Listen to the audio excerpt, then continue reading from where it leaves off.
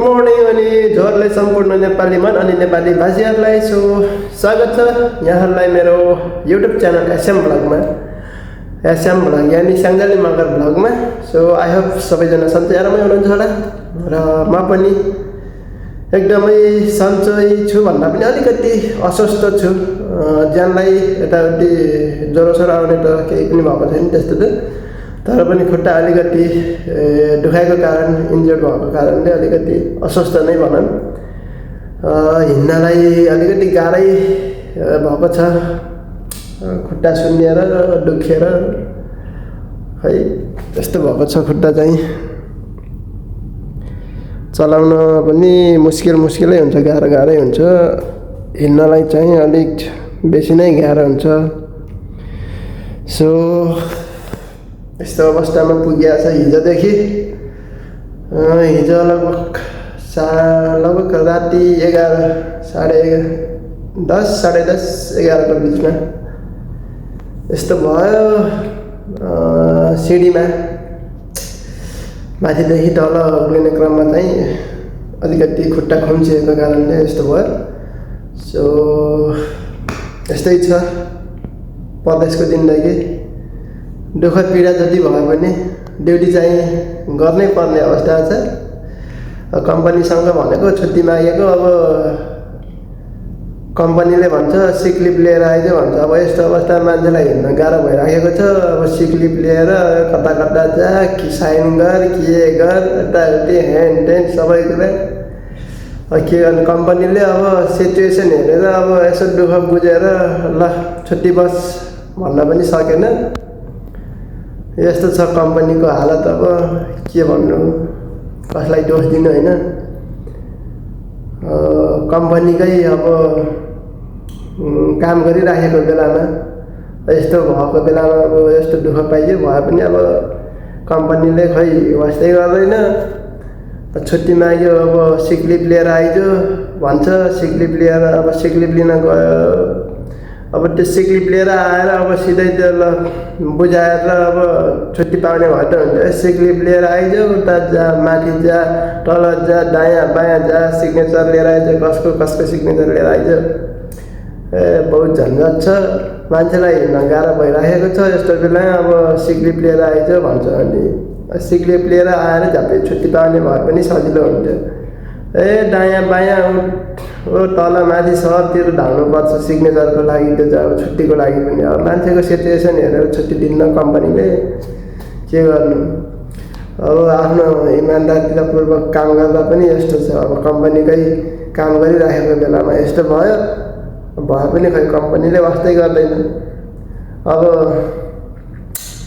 नेपालमा अब त्यो आन्दोलनको बेलामा हेर, अब त्यो भात भतेनी सुपर मार्केटमा काम गरिराखेको, त्यो ड्युटी गरिराखेको सेक्युरिटी दाजु, उहाँले आफ्नो काम एकदम इमान्दारितापूर्वक गरिराखेको बेलामा होइन, अब चोरी भयो। अब त्यो आन्दोलनको बेलामा आन्दोलनकारीहरूले चोरी गरिराखेको बेलामा कति मजाले त्यो हेर्नु न, आफ्नो ड्युटी इमान्दारितापूर्वक निडरपूर्वक गरिराख्नु भएको थियो। भाटाले त्यो चोरी गर्ने मानिसहरूलाई भाटाले हिर्काइराख्नु भएको थियो।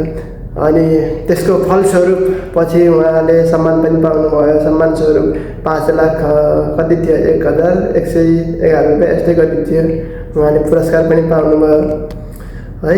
अनि त्यही सम्झना आयो कि अहिले अब कम्पनीको लागि त्यति दुःख गरेपछि उहाँले त्यस्तो सम्मान स्वरूप पाउनुभयो। अब आफ्नो यस्तो हालत छ, कम्पनीकै लागि अब दुःख गरियो। अब कम्पनीकै कारण यस्तो भयो। त्यो कम्पनीकै काम गरिराखेको बेलामा यस्तो भयो। खै अब छुट्टी माग्दाखेरि अब दायाँ बायाँ यताउति भन्छ, के भन्नु खै। यस्तो छ परदेशको जिन्दगी। सुख छैन, ठिक छैन है परदेश जिन्दगी। अब गाह्रो छ जिन्दगी जिउन, ड्युटी गर्नै पर्यो। अब के गर्ने, हिँड्न नसके पनि। अब ड्युटी गरेको यो ठाउँदेखि आफ्नो रुममा पुग्नलाई अब 2 मिनटको बाटो हो। 5 मिनट नै भनौँ, धेरै भने 5 मिनटको बाटो हो। एकदम अब आफू राम्रो भएको अवस्थामा 5 मिनटमा पुगिन्छ ड्युटी गरेको ठाउँदेखि आफ्नो रुम कोठामा पुग्नलाई चाहिँ। अब 5 मिनटमा पुगिन्थ्यो अरू बेला। अब हिजो 9 बजे अब छुट्टी भएर हिँडेको मान्छे 9:30 बजे पुगेको कोठामा। यस्तो छ चाल, अब हिँड्न सकिन्न, खच्याङ खच्याङ खच्याङ गर्दै गर्दै हिँड्ने हो। कम्पनीलाई सुनाए अब उल्टो झन् गाली गर्छ, यस्तो भयो फोन गर्नु पर्थ्यो, के गर्नु पर्थ्यो भन्छ। फोन गरे अब उल्टै गाली खाइन्छ, के गर्नु, गाह्रो पो छ त हौ जिन्दगी, के गर्ने। यस्तो बुझ्दैन कम्पनीले। अब कम्पनीमा अब माथि बस्ने अब ठुलो पोस्टमा बस्ने मान्छेहरू अब यस्तो छन्, अब उल्टै रिसाउने, गाली गर्ने, हेनटेन, के हो खै यस्तो। कम्पनी नबुझ्ने भयो कम्पनीले यस्तो कुरो। खै यस्तो सामान्य कुरो त अब छुट्टी मागेको बेलामा ल बस्न त नसकेको बेलामा कति दिन अब बस्छस्, कति दिन सक्दैनस्, 1-2 दिन 3 दिन कति बस्छस् बस। त्यसको लागि टेन्सन भएन। आफ्नो स्वास्थ्य ख्याल गर्नु पर्यो, स्वास्थ्य राम्रो हुनु पर्यो पहिलो कुरो। सो छुट्टी बस भनेर भन्न सक्थ्यो, खै त उल्टा अब सिक लिभ लिएर आइज, के आइज, यस्तो छ चाल। त्यही हो साथीहरू, आजको भिडियो यति जानकारी गराउन आएको। सो यस्तो छ, तपाईँहरूको अब कुन देशमा कता काम गरिराख्नु भएको छ, कम्पनी कस्तो छ तपाईँहरूको। सो जानकारी गराउनु होला तपाईँहरूको कम्पनीको बारेमा पनि, के कस्तो छ। आफ्नो त्यस्तै छ, अब सबै कुरा ठिकै छ, कम्पनीको राम्रै छ छन त। तर पनि अब यो यति अब आफूले नसकेको बेलामा, छुट्टी मागेको बेलामा अब सिचुएसन हेरेर छुट्टी दिन सक्थ्यो कम्पनीले। अब त्यति गर्न सकेन। बाँकी कुरा त सबै राम्रै छ कम्पनीको अहिलेसम्म। त्यही हो अलिकति खराब भनेको, अलिकति त्यही नै हो। छुट्टी मागेको नसकेको बेला, छुट्टी मागेको बेला झ्याप्प अब ल बस भन्नेको भयो। अब त्यो राम्रो हुन्थ्यो। अब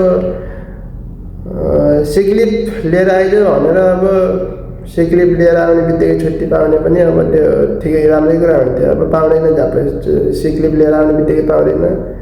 म माथि जा तल जा, सबैको सिग्नेचर, कसको सिग्नेचर चाहिन्छ, हिँड्नुपर्छ तल माथि। अनि त्यही हिँड्नलाई अलिक गाह्रो भइराखेको भएर मात्रै हो नै भने सबै कुरा ठिकै छ छन त। यस्तै छ, के गर्नु त, दुःख सुख चलिराख्नु पर्यो, गरिराख्नु पर्यो। अब गाउँठाउँ आफ्नो देश छोडेर आइसकेपछि जे जस्तो भए पनि अब गर्नै पर्यो। कम्पनी अब आफ्नो पैसाको लागि अब यत्रो गाउँठाउँ देश छोडेर आइसकेपछि होइन, दुःख सुख जे छ जसरी हुन्छ मिलाएर गर्नु पर्यो। यस्तै छ जिन्दगी, परदेशको जिन्दगी। ल साथीहरू, आफ्नो ख्याल राख्नु होला, सधैँ स्वस्थ व्यस्त मस्त रहनु होला। अनि सधैँभरि साथ सपोर्ट दिइराख्नु होला, माया गर्नु होला। च्यानलमा कोही पनि नयाँ हुनुहुन्छ भने च्यानल सब्सक्राइब गर्न सक्नुहुन्छ। अनि यदि सब्सक्राइब गरिसक्नु भएको छ भने एकचोटि बेल आइकनलाई पनि चेक गर्नु होला, नोटिफिकेसन बेल आइकन। सो यदि बेल आइकनलाई अल नोटिफिकेसनमा राख्नु भएको छैन भने अल नोटिफिकेसनमा राख्नु होला, ताकि मेरो भिडियो अपलोड हुने बित्तिकै तपाईँहरूको मोबाइलमा आउनेछ एकदम छिटो नै।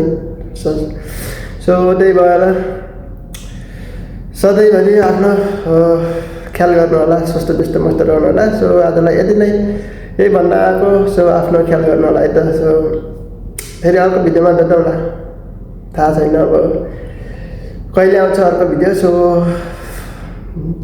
जे होस् ढिलो चाँडो आउने नै छ। त्यही नै हो, अलिकति अस्वस्थ भएको कारणले हिँड्नलाई अलिकति गाह्रो भइरहेको छ। सो त्यही हो, आफ्नो ख्याल गर्नु होला। सो स्वस्थ व्यस्त मस्त रहनु होला। So see you next video, bye by.